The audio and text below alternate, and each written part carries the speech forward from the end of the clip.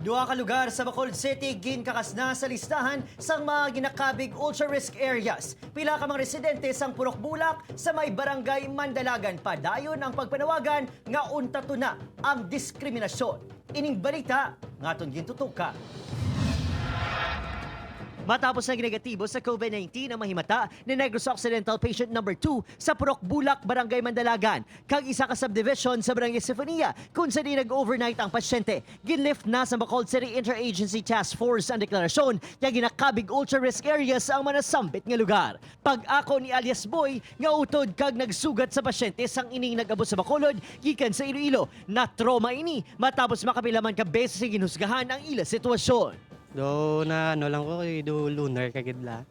So do nang lang mo gid mangita gid sang impagi nga mayo gid ka bala.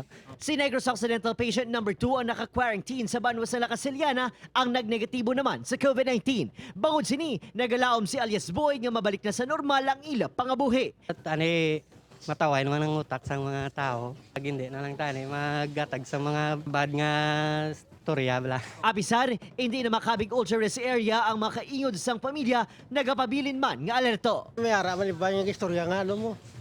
Wala dito, wala dire. Kulbaan man eh. Diba si Malatnan kami kumayara man gidi?